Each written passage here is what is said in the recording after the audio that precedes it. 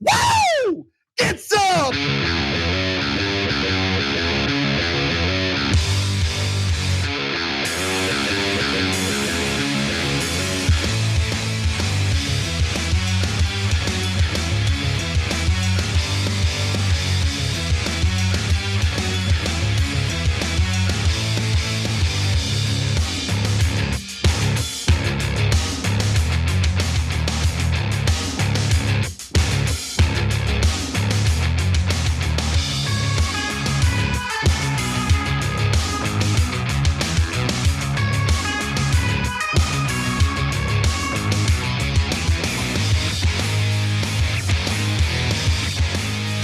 All right, welcome to the Young Turks. Cenk, Uygur, and Kasparian with you guys.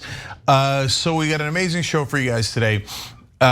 We have good news on strikers. Excellent news, actually. See, look at that. There is good news in the world. We dig and we find it. And then I have an interesting idea for Bob Menendez, and I'm afraid he'll take it and then get off. So prison? Get out of prison, yeah. No, he should be in prison. I know. But you'll see the twist in my idea as we come up. All right, sounds good. All right, we got a ton of stories, including the first one that's gonna get me riled up, as you know. It is definitely gonna get you riled up. I thought about maybe keeping it for the very end of the rundown, but I do think it's worth discussing this latest Washington Post ABC poll, which seems to be an outlier. I don't know what the reality is, but it doesn't look good for Biden. So let's get right to it. Let's go back to that poll. Trump with a 9-point lead over President Biden in that poll, and whatever caveats, whether that is an outlier, that's a tough one to spin.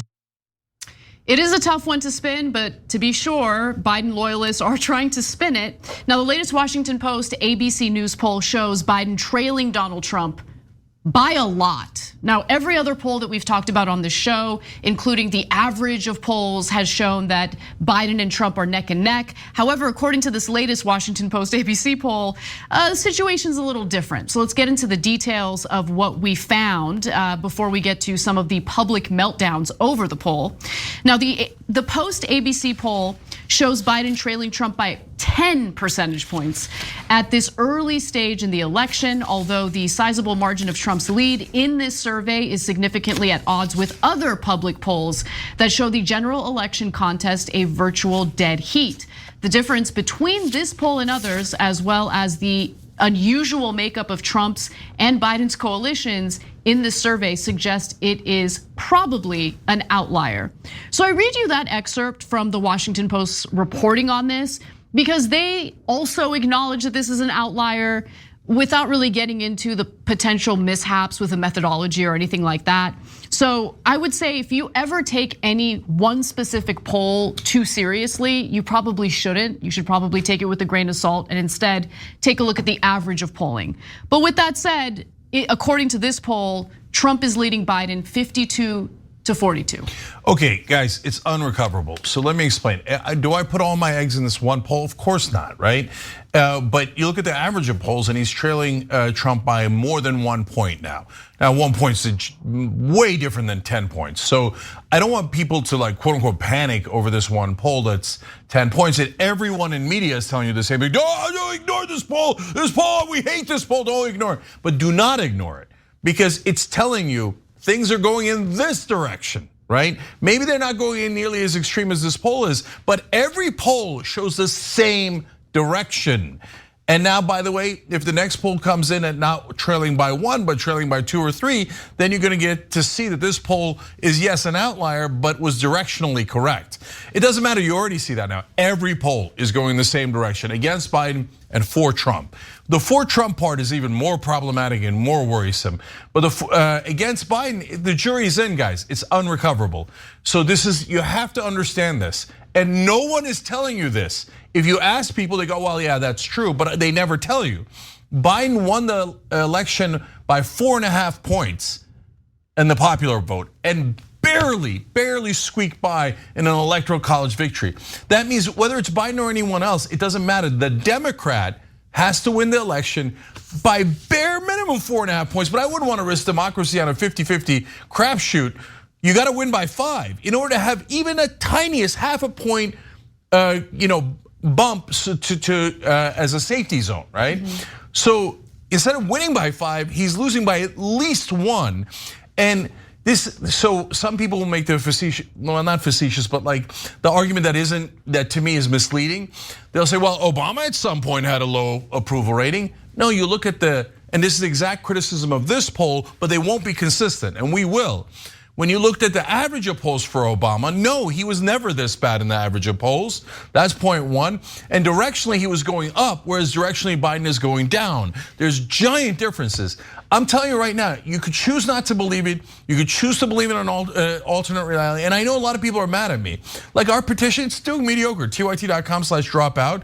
It would have to get to like 1 million for people to go, oh my God, this is a big phenomenon, right? But it's nowhere near there. And I think even core progressives are worried, super worried. But what if we criticize Biden and then he loses?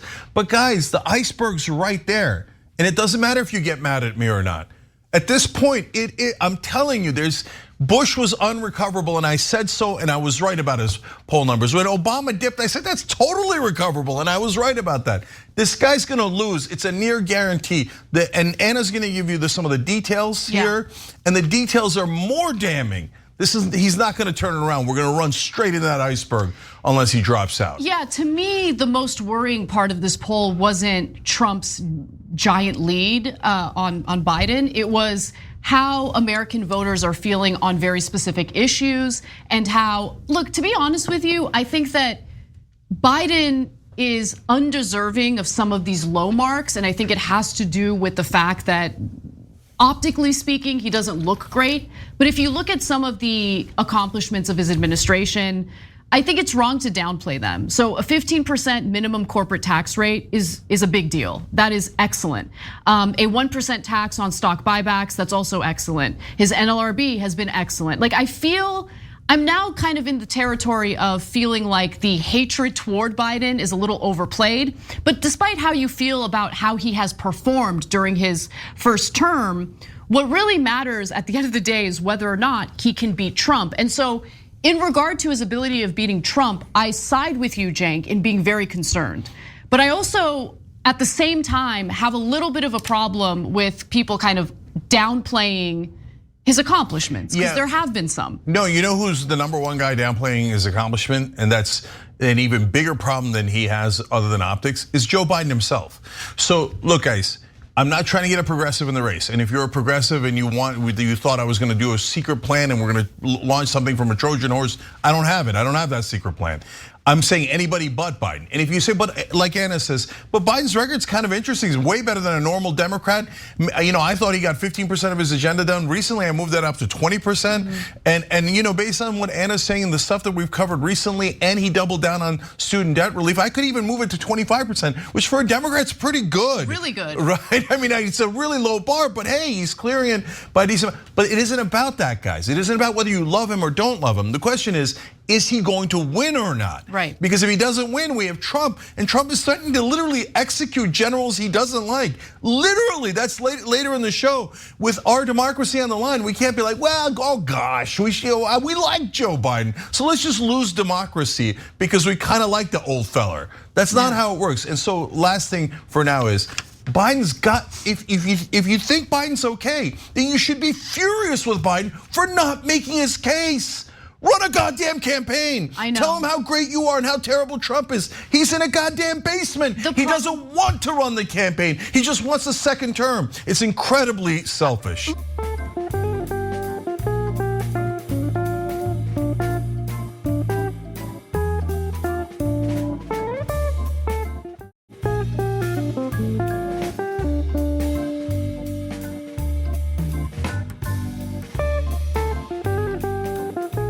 I think you're wrong in that it's not that he doesn't want to run the campaign. It's just that Biden doesn't have, I never in a million years thought I would say this, but he doesn't have some of the important campaigning skills that Trump has. Look, Trump is charismatic, Trump is energetic, right? Regardless of how you feel about him, you have to keep in mind that elections for a lot of voters comes down to optics and vibes. And so when you see Biden looking lost on the stage, not knowing where to go, when you see Biden having difficulty, doing simple things like pronouncing the names of individuals he chose for his own cabinet, or when he was at the Congressional Hispanic Caucus and referred to it as the Congressional Black Caucus because he forgot where he was. Those are issues, and I think that those issues, while he's campaigning, start to pile on or pile up, and it does hurt him. Now, with that said, I want to note that there was another poll released over the weekend where the results were a little different. So NBC News put out its own poll over the weekend, which showed that Trump and Biden were tied at 46% each. Now, in regard to the Washington Post ABC News poll, of course, Trump celebrated, posting the results on Truth Social to basically brag about how well he did. Now, going back to some of the other details of the poll, those who say they did not vote in 2020 account for about 15% of the overall sample of registered voters, and they favor Trump over Biden by 63% to 27%. Among those who voted in 2020, Trump is at 50%, Biden at 45%. So that is extremely concerning, to say the least. Now, let's take a look at a comparison of polls to just really drive home the point that this Washington Post ABC poll is in fact an outlier. You can see that the Fox News poll, Quinnipiac, CNN, Wall Street Journal, all of them pretty much have Biden and Trump in a dead heat, but it is different with the Washington Post ABC poll. Now, Democratic voters have been clear in noting that they want someone else. The problem is they don't know who.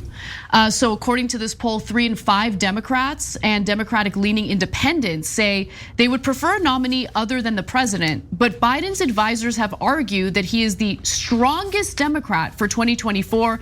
And those who wish for someone else share no consensus on who that should be, with 8% naming Vice President Harris, 8% naming Senator Bernie Sanders, and 20% saying they prefer just someone else. And that's where I'm a little stuck, because I don't know who to propose as a replacement for Biden in this election. So that's the thing that drives me the craziest.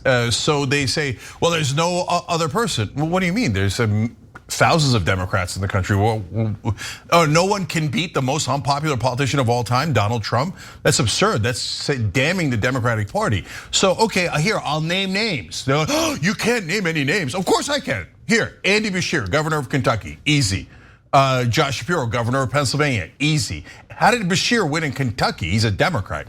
Josh Harris is in a critical swing state of Pennsylvania and ran a really strong campaign and beat a Trump clone with a stick, kicked his ass, okay? So those are two guys who have a very good chance of beating Donald Trump. Anybody has a really good chance of beating Donald Trump, except Joe Biden. So the things that Anna just read you from his campaign are tricks. They won't let anybody run, and they tell all the Democrats, if you run, we will end you in the Democratic Party. And then they go in the media and go, put on a smiley face and go, see, there's no one else running, so you have no other options. I mean, oh yeah, no one else can win.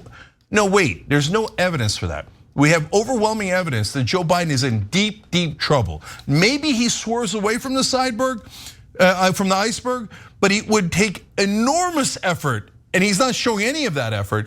So the one piece of evidence we have is that Biden is very likely to lose to Trump. Is Andy Beshear likely to lose to Trump? No. Shapiro? No. I can name you 24 other Democrats that would have an excellent chance of beating him. But we're in this like unsolvable riddle where the media says, if you run against Biden, we will eviscerate you and say that you're causing Trump to win. They're saying it about me right now. I'm not running. I'm just saying someone else should run. And they're already saying I'm costing Biden the victory. Okay, let's pause for a second. I just want anyone who believes in that nonsense.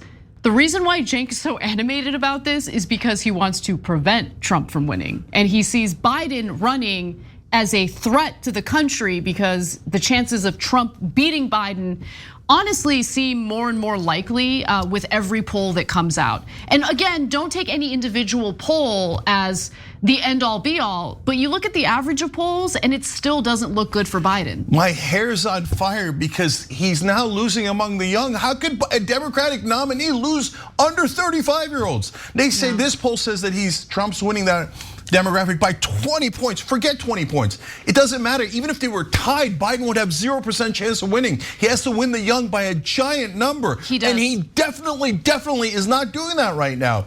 So I feel like I'm the only guy sitting on the deck of the Titanic, not worrying about rearranging the chairs, but going, there's a freaking iceberg right there, and I don't care how mad you get at me. Get as mad as you want at me, but there's a goddamn iceberg, and we're gonna run right into it, and then we're gonna have a fascist Donald Trump running this country. So if Democrats don't want to turn around, history will judge you super harshly. They'll turn around, they'll see these numbers in history and say, how did they not run someone else? Oh, because they wanted to obey Biden. Okay, I've got one last analogy, but give them more numbers. The other thing I wanted to mention, because it goes beyond Biden's lack of public speaking skills and charisma, it's also what Americans are experiencing with the economy. Now look, there are some positive metrics you can point to in regard to the economy, including the fact that the employment rate continues to be remarkably low.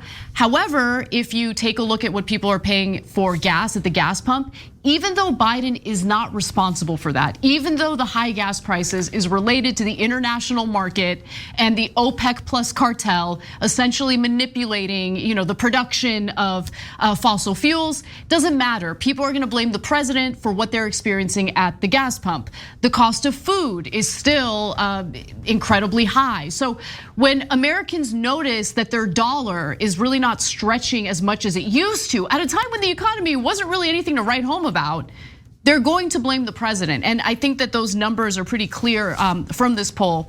So let's actually take a look at that. Let's go to graphic 9 here.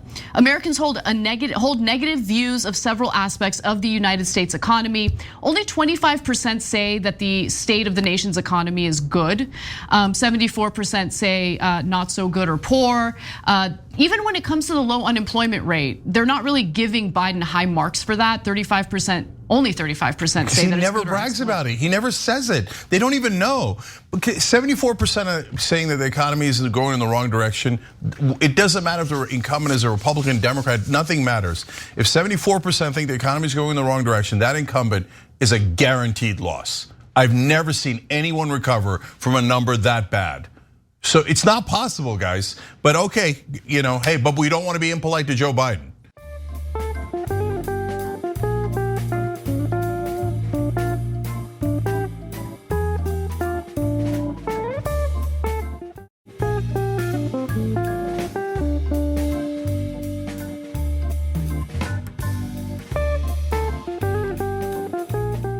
Now, Larry Sabato, who is the publisher of Sabato's Crystal Ball, which is hilarious. I'm not too familiar with it, but nonetheless, he was outraged over the publication of this poll.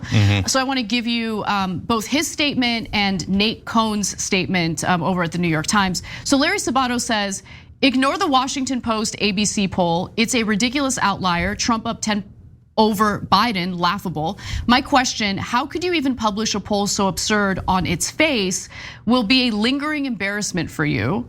So Cenk, any thoughts on that tweet? Yeah, so Sabato is one of the most respected pollsters in Washington, D.C. But brother, you know what's really embarrassing? When you tell people not to worry about polls in general, when in reality Biden is losing and you know he has to win by 5. You know that, right, Sabato? I mean, that would be deeply embarrassing if you didn't know that.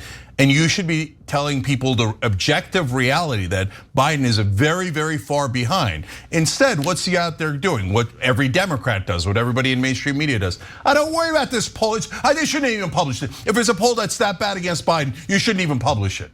What do you mean you shouldn't even publish it? It's a poll. It's an outlier poll. We all acknowledge it's an outlier poll. But are you explaining to people how deep the gravity of the problem is for Joe Biden? It doesn't look like it. It looks like you're covering it up. So when Biden gets annihilated, you're gonna be the one deeply embarrassed, because like everyone else, and by the way, it's not like you didn't do this before. All these same pollsters during Hillary Clinton was like, oh, don't worry about anything. Hillary's definitely gonna win. Hillary's definitely gonna win. We love Hillary Clinton, so forget that objective reality, okay? We're going with the people we like. So if a poll doesn't agree with us, we just toss it out. We don't even put it in the average. We just toss it out. What kind of weirdo censorship is that from a guy who's supposed to deal in numbers? There's a lot of stuff going on though that I don't understand. So for instance, there's a higher percentage of voters who feel that Biden should be held accountable in the impeachment inquiry, right? Yeah, compared to Trump and the literal 4 indictments he's facing in 4 different jurisdictions, which there's some disconnect. There really is, because again, with the Biden impeachment inquiry, there's no evidence. You literally have one of the most far-right Republicans in the House Freedom Caucus, Congressman Buck, saying, the evidence ain't there, we should not pursue this. Even JD Vance in the Senate said, this is gonna backfire on us, guys. We don't have the evidence. Let's not go forward with an impeachment when we don't have the evidence. But nonetheless, you look at this poll and a higher percentage of people who responded to the poll believe that Biden should be held accountable than individuals who feel that Trump should be held accountable. So look, guys, we prove 1,000 times over that when we have a perspective, we share it with you, but we don't have an agenda when it comes to numbers. So in this case, I do think that this is an outlier. I don't want you to get mistaken, right? Because why? Because look at that number. It's too far to the right wing. They must be oversampling the right, but it's directionally going in the wrong direction as every other poll is, as I explained earlier. But when you get to those numbers that Anna just explained to you, it makes me super worried because number one, Anna's right. It's not true. Okay, so Joe, and no one defends Joe Biden on things that are accurate better than we do. And that's exactly the problem with the Biden campaign. So when we say, for example, if you look at Hunter Biden's laptop, there's clear evidence in there that says, I cannot influence my dad. Now, how many times have you heard that from the White House? How many times has Carrie Jean-Pierre said it? How many times has Joe Biden said it? How many times have they made MSNBC say it? And keep it real, there's a direct pipeline to MSNBC, right? Right. They don't even defend themselves. So as I looked at that, I thought, they're misleading good people. It's not just MAGA. Independents and even some Democrats think that maybe Joe Biden did have a connection with Hunter Biden because Hunter Biden is so obviously a con man, a scammer, right? Right. And when Biden seems like he's defending his son and he doesn't put out the evidence that he's innocent, people mistakenly think he's more guilty than Trump. He doesn't get any more incompetent than this. Biden is playing by old rules. He wants to make it abundantly clear that he is not in any way trying to influence any kind of investigation, which is why he doesn't defend himself. But I think it's now becoming a liability and he should maybe reconsider. Enormous liability. Yeah, and I want to give you the exact numbers since I referenced them. So according to this poll, 58% of Americans say Biden is being held accountable through an impeachment inquiry under the law like any other president, while only 32% say he's being unfairly victimized by political opponents. Now, when it came to Trump, the numbers were lower. Let me look for those. I actually lost them right now. But it's just shocking to me that a clear majority of the poll respondents feel that Biden is engaged in some wrongdoing and should be held accountable for it through impeachment proceedings. When even the Republicans don't think they have any evidence. God, they're so much better at marketing. But guys, it's negligence for Biden to say, well, I'm innocent and people should figure it out on their own. And so I'm not really gonna campaign. I'm not gonna defend myself. I'm not gonna attack the Republicans.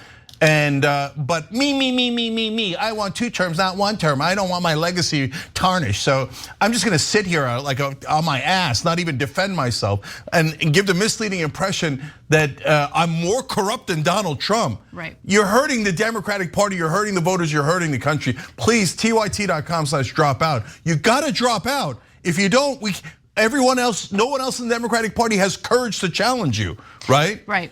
Now, just to give you the numbers for Trump, as I mentioned earlier, 58% of Americans say that Biden is being held accountable through the impeachment investigation. When it comes to Trump and his 91 felony counts in 4 jurisdictions, only 53% of Americans say he's being held accountable, and 40% say that he's being unfairly victimized. Okay, so look. Last 2 analogies here. One is if Paul Revere was a Democrat, the other Democratic Party leaders would shoot him. And then when Trump actually comes and wins and the fascists take over, they would blame Paul Revere, okay? They would say, if he just didn't warn us, then we would have beat the British. So, okay, but most importantly, this is the analogy that I want you to think about. We told you the story about the South Korean pilots, the South Korean airlines crashing more often than any other airlines. They couldn't figure out why. The engine's great, the planes are great, technology is great. They eventually figured out that because of the culture of politeness, the co-pilot would not tell the pilot when they were about to run into a mountain. And when they checked the black boxes, they found that phenomenon over and over again, where the co-pilot is gently pointing out, perhaps there might be a large rock formation ahead, but I don't want to bother you and I don't want to be impolite. And literally everyone on board would die because they were overly polite to the pilot. I'm not going to make that mistake. And I'm okay with others being very angry with me. I am not going to run into that mountain willingly. I'm telling you right now, we got to pull up. We got to pull up because we're about to hit that mountain and this democracy is going to die on board. When we come back, calls by Republicans, including Paul Gosar and Donald Trump, to execute Mark Milley, General Mark Milley. I'll tell you why when we come back.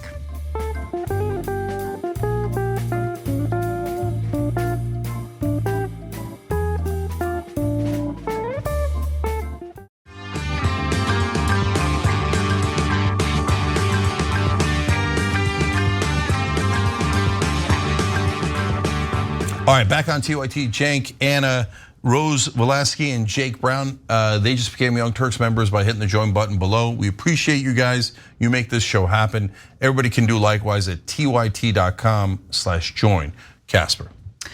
Well, we got a pretty disturbing story, especially when we're talking about sitting members of Congress calling for executions, but let's get to it.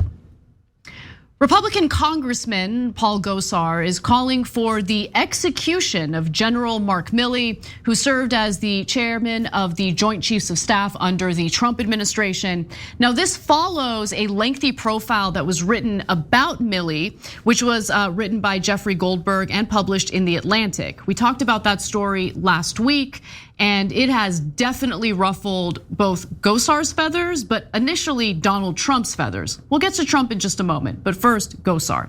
So Gosar's congressional office released a newsletter on Sunday, which claimed that the FBI, DHS, and other federal agencies allowed the United States Capitol to be attacked by Donald Trump's rioting supporters on January 6th. So it wasn't Donald Trump's fault. It wasn't all the lies about the election allegedly being stolen from Trump. It was these government agencies' fault. He says that after the riot was in full swing, the chief's request for National Guard was finally approved. But even after approval was given, General Milley, the homosexual promoting BLM activist chairman of the military Joint Chiefs, delayed. There's no evidence of that. As I explained to you on the show before, the decision to deploy members of the National Guard has to be made, or at that time had to be made, by the Capitol Board, which consisted of 4 specific people, and one of them wasn't even at the Capitol on that day, which turned out to be a huge problem. So this idea of kind of blaming Pelosi for it or blaming whatever other government agency is ridiculous. But from there, the newsletter blasted Milley for speaking with Nancy Pelosi after the riot, agreeing with her that Trump was crazy, and assuring the former speaker that Trump wouldn't be able to seize control of America's nuclear arsenal during his last days in office. So here's what Gosar had to say specifically in his newsletter. Of course, we now know that the deviant Milley was coordinating with Nancy Pelosi to hurt President Trump and treasonously working behind Trump's back. In a better society, Kislings like the strange sodomy promoting General Milley would be hung. He had one boss, President Trump, and instead he was secretly meeting with Pelosi and coordinating with her to hurt Trump. That is, when he wasn't also secretly coordinating and sharing intelligence with the Chinese military. How this traitor remains in office is a question we need answered. Now, everything in there was a flat out lie. And what he's referencing is that profile on Milley that was written in The Atlantic. So I'm gonna give you the excerpts, and then you decide for yourself if the excerpts communicate what Gosar is alleging they communicate. Let's start with Pelosi. Here's what the piece actually said. Shortly after the assault on the Capitol on January 6th, Pelosi, who was then the Speaker of the House, called Milley to ask if the nation's nuclear weapons were secure. He's crazy, she said of Trump. You know he's crazy. He's been crazy for a long time. So don't say you don't know what his state of mind is.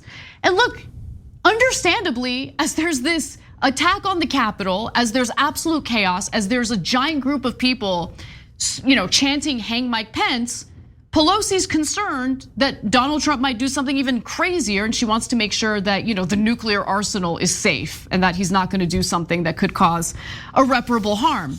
And so, according to Bob Woodward and Robert Costa, who recounted this conversation in their book Peril, Milley replied, "Madam Speaker, I agree with you on everything." He then said, according to the authors, "I want you to know this in your heart of hearts. I can guarantee you 110% that the military, use of military power, whether it's nuclear or a strike in a foreign country of any kind, we're not going to do anything illegal and crazy." That was it. That was the entirety of their conversation that has Gosar so angry.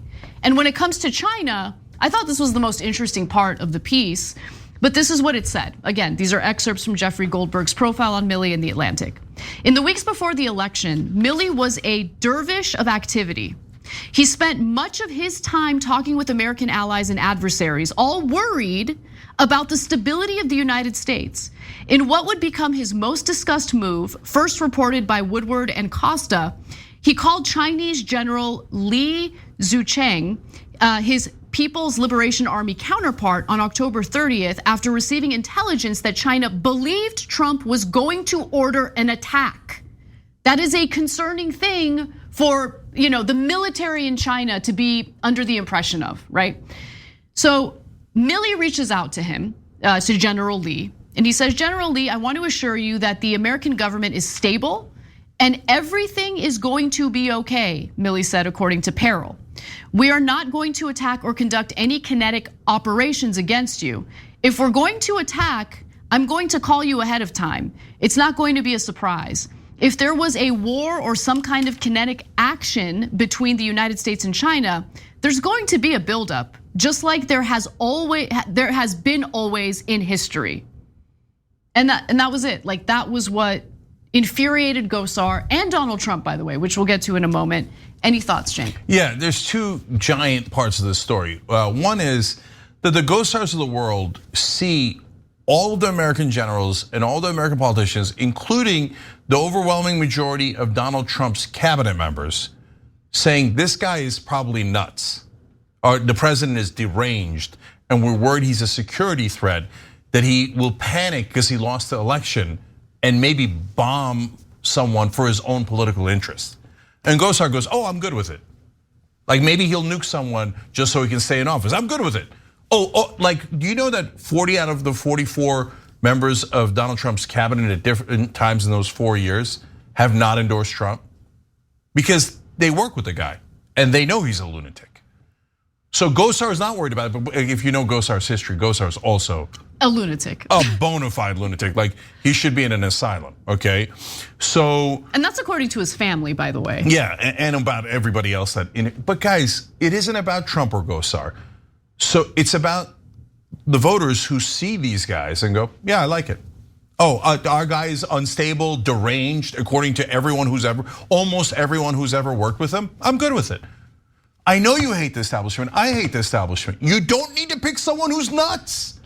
Why don't you pick like a super hardcore right winger who isn't mentally deranged to the point where American generals freak out that he's gonna start a nuclear war for his vanity? Look, the number one reason why Donald Trump is so furious with Milley and furious with other military generals is because he saw the military as a tool to basically maintain his power. And once he realized he couldn't use the military to essentially remain in power, he was furious about it. And this profile in The Atlantic makes it abundantly clear that behind the scenes, while Trump was trying to reverse the results of the 2020 presidential election, he didn't have the military on his side and he was so angry about it. In fact, after this profile came out, Trump ranted about it on Truth Social, saying, "This guy turned out to be a woke train wreck who, if the fake news reporting is correct, was actually dealing with China to give them a heads up on the thinking of the president of the United States. They thought the United States was going to conduct an attack, a military operation against China. Think about how dangerous that is. What if they genuinely think it's gonna happen? They have bad information and decide, no, we're gonna attack first. So Milley is just de-escalating the situation, and Trump's furious about that. But let me continue. This is an act so egregious that in times gone by, the punishment would have been death. A war between China and the United States could have been the result of this treasonous act, to be continued. What? Guys, I'm sorry, we're burying the lead. There's these two Republicans, including the leading candidate for president, who's promising retribution up to death for their opponents. Yeah. So the Joint Chiefs of Staff is the top general that we have. If you watch the Young Turks, you will see us disagree with those generals to no end. In fact, we'll agree with Matt Gaetz or even Tommy Tuberville the other day when he's holding up Department of Defense guys. I don't agree with the general action and I loathe Tuberville and Gaetz. But when they question the Department of Defense, I say that's perfectly legitimate. And the Pentagon lies all the time, et cetera. We give you the context. We're not one of these guys, oh yeah, the Pentagon is always right. Hell no, right? But when all of the generals and the top general that the US has is worried that the president's a lunatic. Okay, put that aside, that was point one. Now you move to point two. And then Trump says, well, okay, he's worried about me. Maybe he should be worried about us killing him, murdering him, executing him. Death, he capitalized death, and he said to be continued. Yeah. Because he's running for office. If he gets in office, he's calling it treason. And he's not even just, first of all, calling it treason when you're the former president, not a rando talk show host or whatever, is a super serious thing. Yeah. But he doesn't leave it at that. He says death. Gosar said death. They're looking at anyone who underestimates their willingness to do this stuff is whistling past the graveyard. They're almost definitely going to lock up their political opponents, and they're going to say, oh, you tried it with Trump, you tried it with Trump. We don't need any evidence. We're just going to put you all in prison. We're all going to call it treason, and then God knows what they do next. So I actually want to go to Trump's former national security, I'm sorry, his former defense secretary, Mark Esper, because after all this news came out in regard to Gosar and Trump's statements about General Milley, he felt that he needed to speak about the topic and pretty much defend Milley. So let's watch. What about a former president saying things like, he should have been executed, or in times gone by, he would have been executed? It's terrible. Again, it should be condemned. Part of this is a lot of misinformation. I think in some case, inaccuracies or incomplete stories that came out of some of the books were published at the time. One of the two events that I think the president referenced was a call he made to China in October 2020, where he warned them, if you will. And I think the allegation is that he gave them information or something. But what's often not told is the other part of the story that I describe in quite some detail in my book, that I had reached out to the Chinese 2 weeks beforehand because I was concerned about what was happening, about what we were picking up in intelligence and in open sources and from private parties about the Chinese concerned and troubled by what they were seeing. And my view was I did not want a mishap, an imperception to lead to some type of conflict in the South China Sea between the United States and China. That's the last we wanted. And it was in a subsequent meeting that I directed General Milley to reach out to his counterpart as well, to send the same message that nothing going on here, that we have no aims against you. So he went on to say that Milley's dealing with China was responsible diplomacy and statecraft. And I would agree, if China was genuinely under the impression that the United States was staging some sort of attack against mainland China, that could have, if it hadn't been de-escalated, that could have led to a hot war and a complete and utter disaster. But your point is well taken. I mean, to have a sitting member of Congress, along with the former president of the United States, call for the execution of an opponent who, in my opinion, has actually been incredibly mild and has not been going around criticizing Donald Trump publicly. Okay, this is based on reporting. This is based on a book that was written about the Trump administration. It doesn't matter. It doesn't matter that Milley was just trying to de-escalate the situation with China. The fact that he would, I guess, try to de-escalate it without permission from Trump is enough for Trump to want him to be executed. It's crazy. So, last things here. First of all, the Milley situation where he's calling Chinese, reaching out to the Speaker of the House is nowhere near ideal. I wouldn't want that normally. But there's two things that were not normal in this situation. One is he was worried that the president is deranged. His cabinet officials discussed using the 25th Amendment against the president because they thought he was mentally incapacitated. He's currently leading, by the way. He's beating Joe Biden right now. That's how bad Joe Biden is. So let's keep it real on that. This guy's a freaking lunatic threatening to execute American generals if he gets back into office, and he's winning. The sorry state of the Democratic Party. Anyway, so, and if he did it in the middle of Trump's term, I'd be way more concerned. But it's at the very end, the guy's like losing it, considering doing a martial law in America and rolling tanks out against American citizens. So the top general is like, well, I'm a little concerned that he's mentally unbalanced, right? So that's point one. Point two is, guys, I don't think the Democrats and the people in the media, as much as they hate Trump, I don't think they realize what's actually coming. They keep projecting their sanity onto him.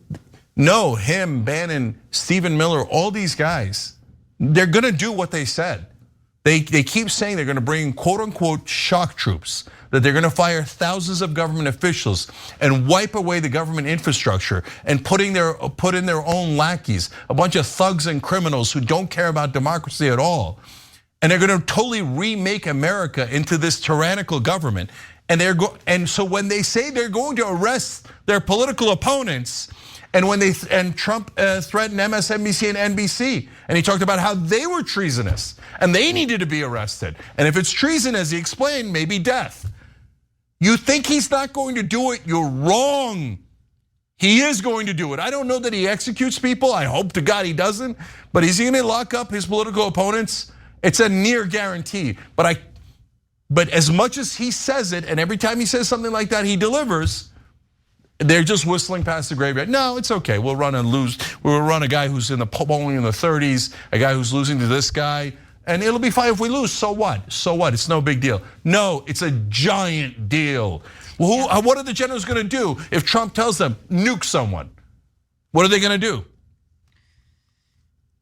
do? We're messing with something that is going to destroy the country, and even the Democrats don't understand the depth of the problem. We need some good news, so when we come back, we will talk about a little bit of good news, some positive movement in the labor movement. So that and more when we come back.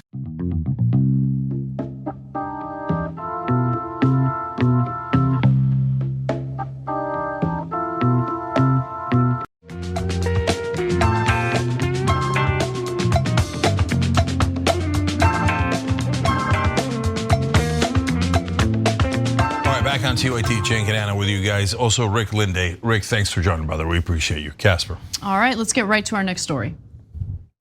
We have nothing to fear. I look around here, I see power, I see faith, and I see a working class that's fed up and fired up. I see working class people from all walks of life standing together.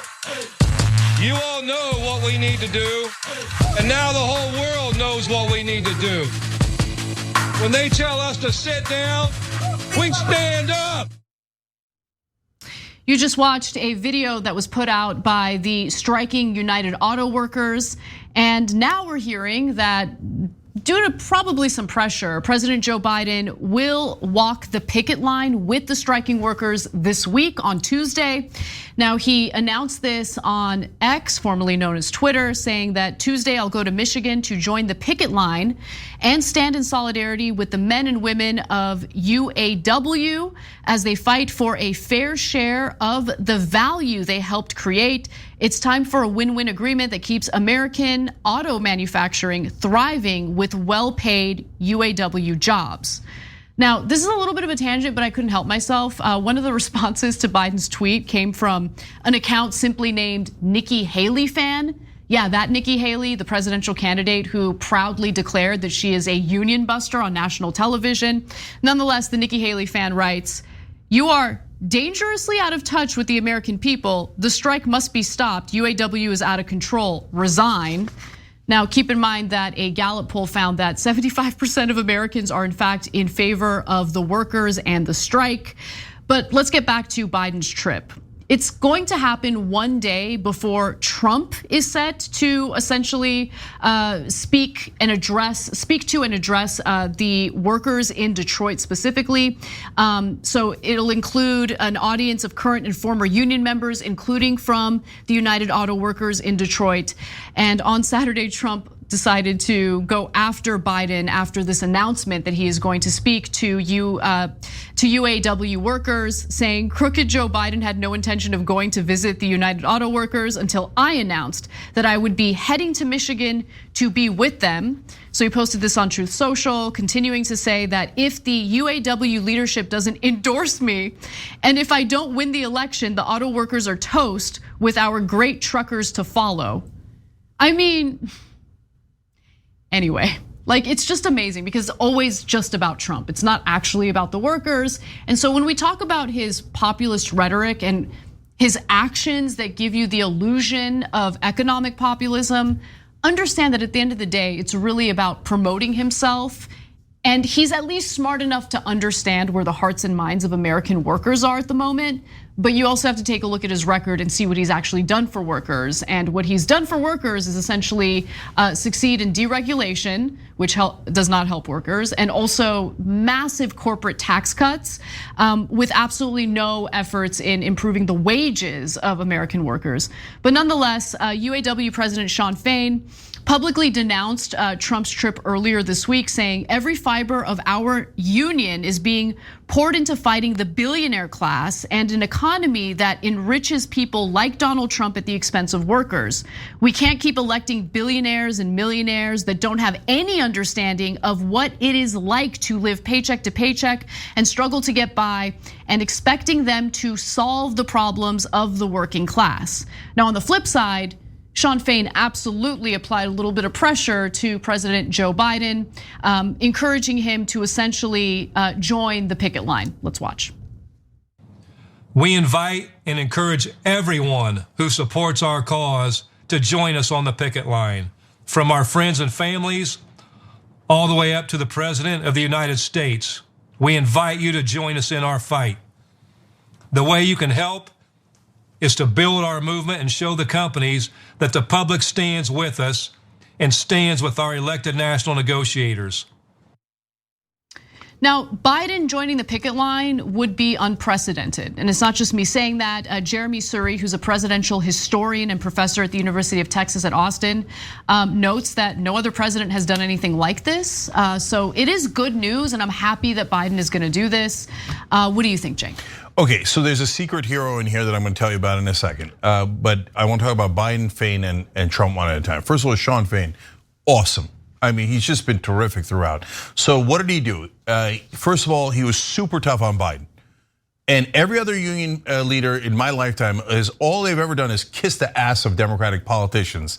And they never challenged them, they were never tough on them. They always told everybody, bow your heads to the Democratic leaders. And it got them nothing, bupkis. Shawn Fain puts tremendous pressure on Biden, and all of a sudden, Biden's coming to the picket line. It turns out pressure works. Of course, it's elementary politics, but union leaders, Democratic leaders have given up on elementary politics. Thank you, Shawn Fain, for bringing back the idea of pressure. But did he do it while kissing Trump's ass? Because everybody thinks, well, you gotta kiss somebody's ass. No, you don't.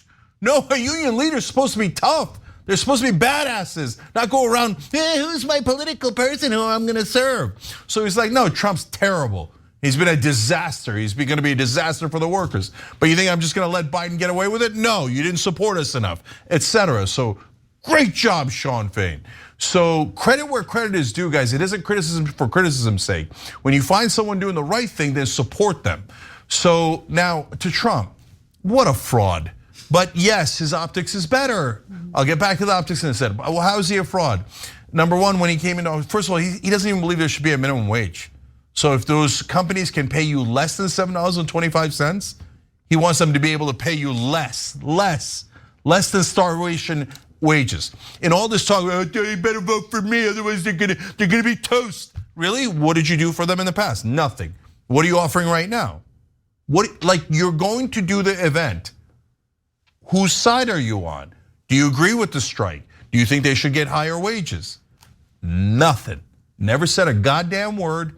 Never ever supported the workers, ever. It's all bluster. And when he was president, what did he do? He did nothing for the workers and gave those corporate CEOs $2 trillion in tax cuts. That's who this fraud is. Total, utter fraud.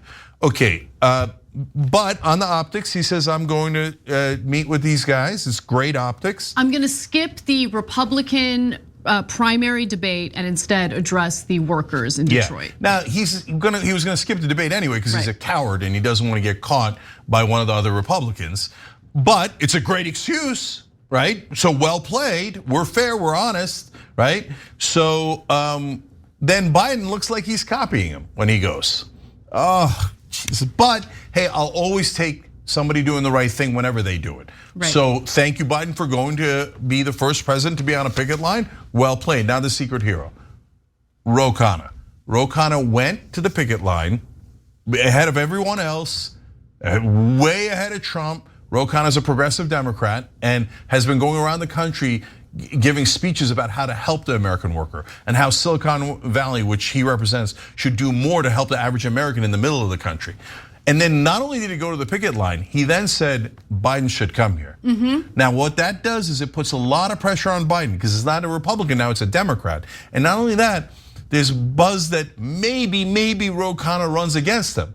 So if someone is going to run against them, then Biden has to cut them off at the pass and go, oh yeah, I was at the picket line too. I was at the picket line too, right? So Ro, great job, way to put pressure on him and do it in a subtle way that totally worked. I totally agree with you. And look, Ro Khanna has been vocal and I do think that his pressure is what convinced Biden to actually do this. And I think it's the right move for Biden. Again, he should have been able to realize that this was, look, aside from the political benefits of siding with the workers and showing your support in this way, it's just the right thing to do. He has presented himself as a pro-labor president. I do think that, yes, talk is cheap, but I think that his actions, especially with who he has appointed for the National Labor Relations Board, provide some evidence that he is in fact a pro-labor president.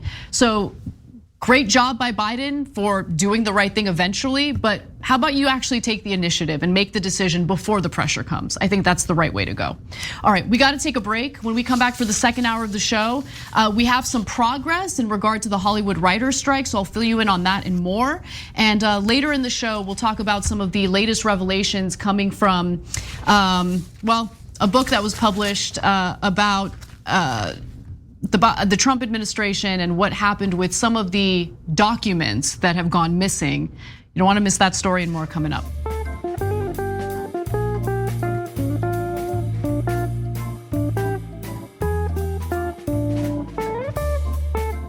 Thanks for listening to the full episode of The Young Turks. Support our work, listen ad-free, access members-only bonus content, and more by subscribing to Apple Podcasts at apple.co/TYT. I'm your host, Cenk Uygur, and I'll see you soon.